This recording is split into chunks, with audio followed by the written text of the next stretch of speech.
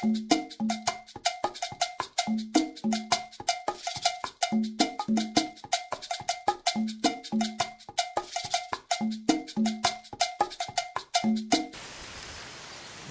bonjour chers téléspectateurs, bonjour chers publics. Nous voilà encore présents sur le plateau Godopé pour cette édition. Ce matin, nous avons eu l'honneur de recevoir sur notre plateau Godopé un artiste chanteur togolais. Son nom c'est King Mao. Bima Agu Eyi Fou Kwamia Atogolais Novi King Mao. King Mao. Ya, on fait quoi lui mettre à quoi King Mao ya.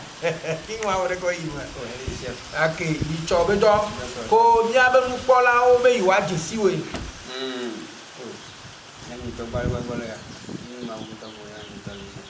King Mao, il y avait artiste ou egbeme kekemea. Il le premier artiste sur le boss. Radila ou ma parce que nous artiste c'est les vagues. Artiste chanteur. Et nous quand boy be le choyo le boss est-ce que des amesia mebe amere le diganta ma dialo radija nye nude joleme alo choyo mebe ya ji. De quoi ne poto nyama ji. Oh, nyabonya. Hadija. C'est ni mauna on doit forcer. Ya, Ni mauna ewa. Ni mauna na tena na mi kusubina dokolo wa tika e machina ko. ya. Ok. Ko le mi aba wo to kute o. Ka ke le diare de amede le dika. Ye ne po yo che ba studio ba le dialo ne do jesi alo ne po ma una ye. Bon, afike nyam le hija. Ya. Ni makoko ko mauna malu nkona mu. Bon. E no le dibe le keke amone e jona tinencha. Boa ele la menencha to kanja mu ma we kwa. Voilà, e pogne glomile. Ma trop perenti o vide. Elle avait il y a mis derrière nya e pe vide. Mi le globe radila gede o le gbebe kekeme. C'est ça. O po be ame ale haji tanchamaji. OK. Elle vous. Amedo lea o joble hajiji. Keye enwa nyolo me. Même si ne o ga zole yi to cha nwa bana tam no be ha. Yo jina. E ka me wo ne le. Eke nyam le ya ni libe misbi. Elle la mena. Merci. Nyaka me dioma sema. Hajiji ale la me.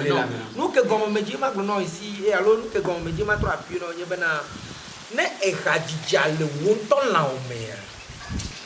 Na de ke matema a décourager o la gbojo. Ne hajiji ale la me na wa. Are ke matia gbojo.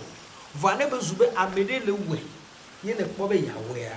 La poube na eja va gbojo la be ne ba me ma mete va réussi alors ne ba me ma mete va yi wo nous keye be vision mete aboutir quoi la poube no me ne ba me ya elle na be ucha la gbojo est-ce comme donc c'est très important quoi le ine gulero e jojina fifi azon e ka kanku me ne dina Aji love agbere mi nya o to àwọn jona je nya kwa.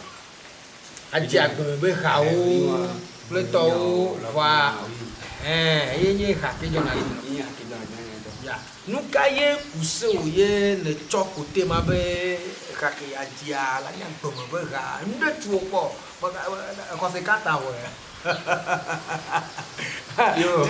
Ya de ke Ni mko hosikanda ni mko do niveau de 40 ans. merci Wa hanyo ojijimea ndona nkuga ke manye do ya ritani ya parce que apo fuka ka ne fumwa e viola ba ndia ke bo viola ba chia fukwe nginde ni fukwe ya eluke e ba nabena e hanyo ku ke mjia uyona manye nkonyele mi e to ni nkonyele mi ya je vois. OK. Si nous arrivons, bon, si nous voulons traduire ça en français, c'est que la question qui se pose entre la passion et le suivi. Les artistes d'aujourd'hui, nous voyons tous ces artistes-là. Il y a plein d'artistes aujourd'hui qui se disent artistes, c'est parce qu'ils veulent imiter, ils veulent devenir quelqu'un, ou bien ils veulent devenir comme quelqu'un, ou bien ils imitent les autres. hein, ils n'ont pas cette passion.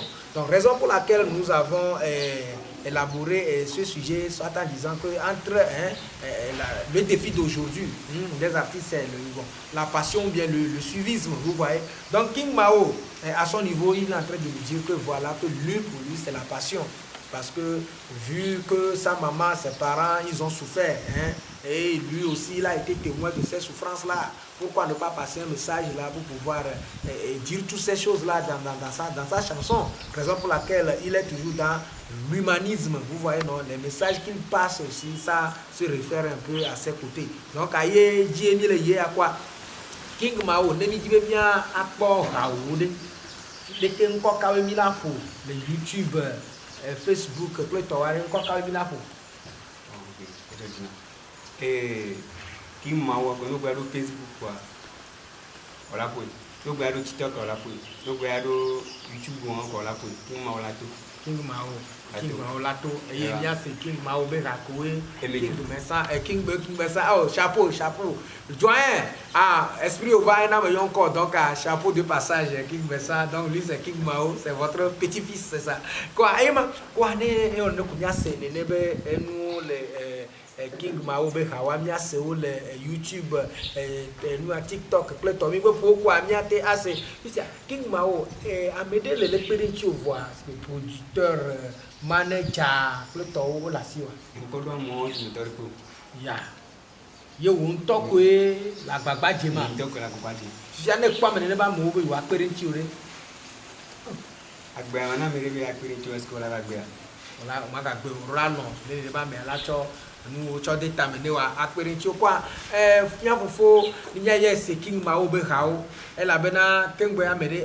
Dans la vie, il y a une chose, moi je dis, quelqu'un qui veut t'aider, il doit d'abord penser et avoir son intérêt. Parce que quand je vais investir dans un artiste, je dois voir d'abord si l'artiste est talentueux. Je dois voir d'abord qu'après quelques années, est-ce que cet artiste-là peut être fructueux, genre je peux en profiter au maximum. Donc, en ayant ce King Mao, il y a une King Mao page, et il y a pour King Mao, le YouTube, le top, il y a c'est rare. Quoi, on est bon, que nous parlons, mais nous parlons, comme JJ, talent on a me voir, allez, il guide, mais on a un petit talent, on met dans nous, que tout non. Quoi, on est bon, dès le mener, à côté, quand on dit là, il y a un numéro quasi à yo. Elle dispose. 111, 64, 47, 16. 47, 16. Et il m'a 3 8. 111, oui. 64, 47, 16. Ne va se bonne numéro, maman les enfants. C'est 4. Alors il y a la zoya. AMV, 96, oui. 82, yes. 14, oui. 62. Il m'a commis ce King Mao. Quoi, vifia, il y a mis les gogo, nous n'avons pas émission. Bon, il n'y a qu'à la sionner artiste sportif, artiste sportif, il n'y a qu'à la sionner de la glone artiste, les faux, au plan de vie, au plan de co, bon, il n'y a qu'à la sionner. Et à Didiani, dès que il y a un coco, et tu n'as pas. Bon, il y a beaucoup de problèmes qu'on a mis à attaquer nos et dormir.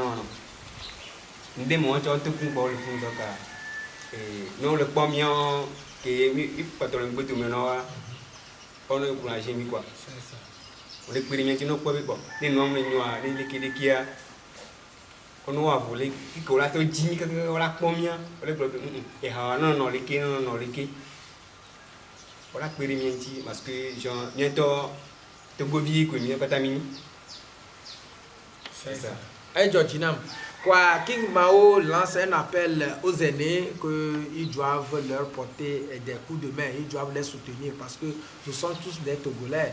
Donc aujourd'hui, nous avons reçu sur ce plateau King Mao et King Mao qui fait appel à tous ses aînés. King Mao qui est un jeune artiste aussi qui vient d'arriver sur la scène musicale, l'industrie musicale. Donc nous prions à tout le monde quand vous avez visualisé, quand vous visualiserez plutôt cette vidéo, essayez de contacter notre artiste. Il a d'abord laissé son contact que vous allez toutefois voir sur l'écran, bien sûr. Donc, King Mao, il y a sous que la sionato di non là, il y a sous que la sionato di non, il y a qu'à la sionato di non là, et la cou édition en noir, il y a qu'à la sionato di non là.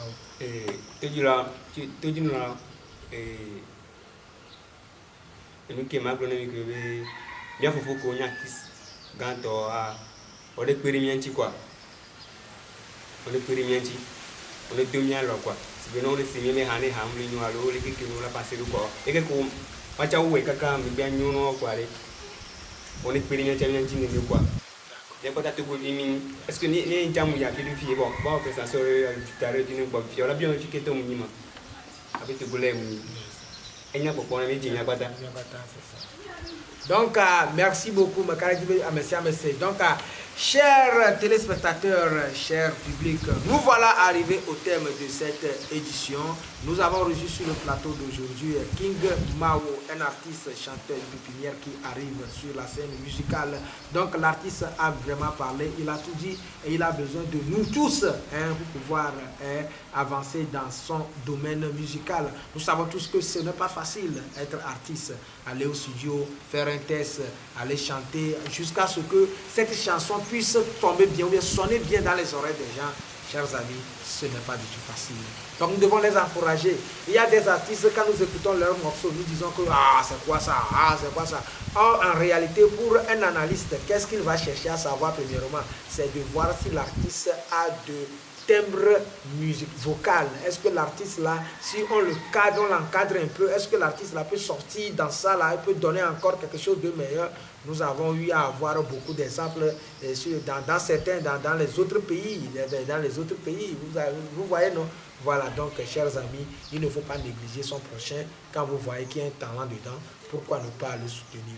Nous aussi, la team BS est derrière King Mao, la team est derrière tous les artistes, que tu sois togolais ou pas, nous sommes dans la culture, nous sommes là pour faire leur promotion. On se dit à bientôt, bye.